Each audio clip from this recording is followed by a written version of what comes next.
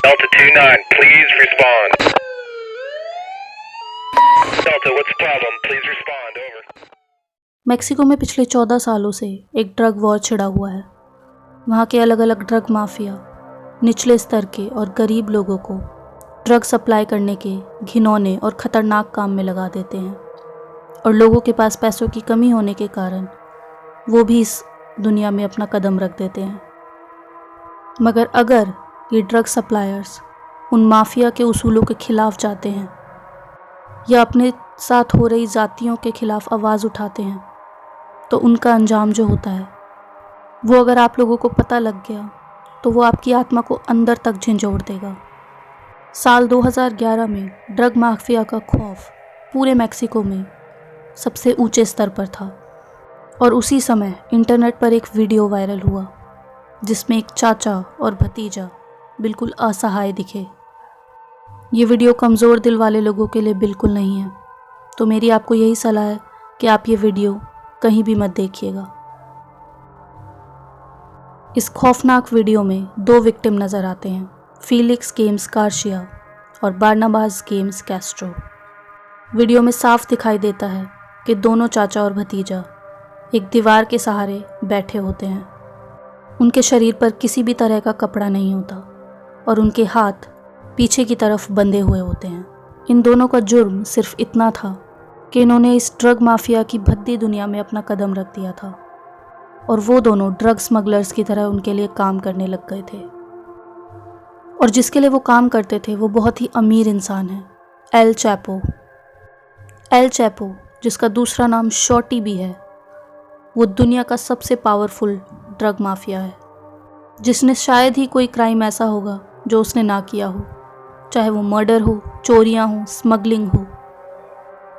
Mexico की सभी illegal trades पर उसका ही कंट्रोल है। उसने लगभग $12 बिलियन की कीमत के ड्रग्स की स्मगलिंग की थी, और साल 2016 में उसे जेल में बंद कर दिया गया था।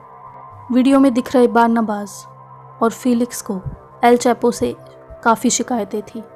जिस तरीके का रिस्की और जानलेवा काम वो लोग करते थे, उसके हिसाब से उनको पेमेंट ठीक नहीं की जाती थी।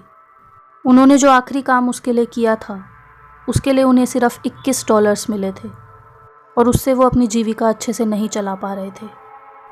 मगर एल चैपो को ये बर्दाश्त नहीं था कि उसके खिलाफ कोई भी आवाज़ उठाए, स्पेशली उसके नीचे काम करने वाले ड्रग स्मगलर्स।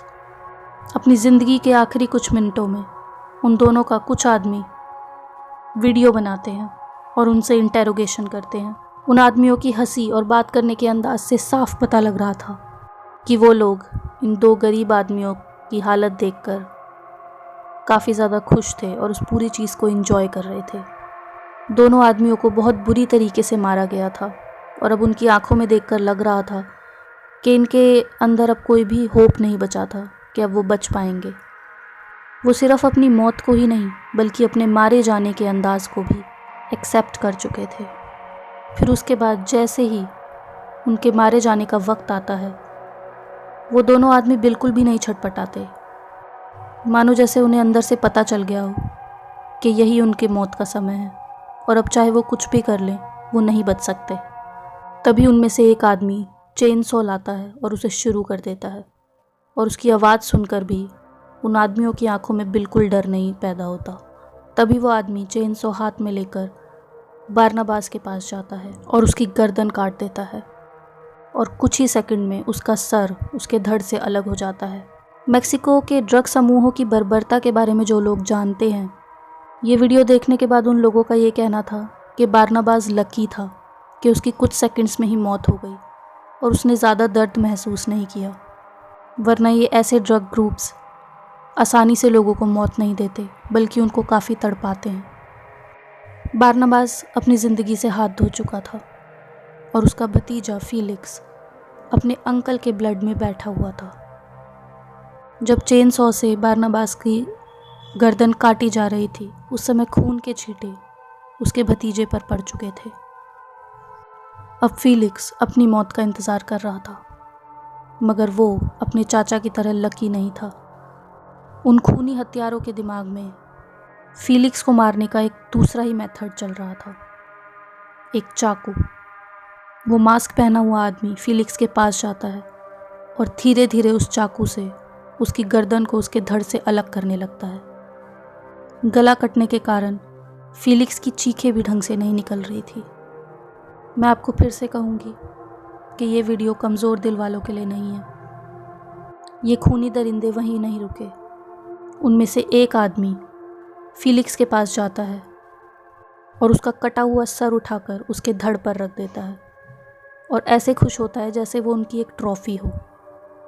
ये वीडियो देखकर जनता बहुत ज़्यादा गुस्साई हुई थी और वीडियो में जो मैसेज वो लोग देना चाह रहे थे वो बिल्कुल साफ था कि आप लोग मैक्सिकन ड्रग डीलर्स के खिलाफ जाओ और आपकी मौत निश्चित है। मैक्सिकन ड्रग डीलर्स के ऐसे अलग अलग ग्रुप्स के द्वारा किए गए क्राइम्स की कई वीडियोस इंटरनेट पर है, जिससे साफ पता लगता है कि इन लोगों की हिंसा दिन पर दिन बढ़ती जा रही है।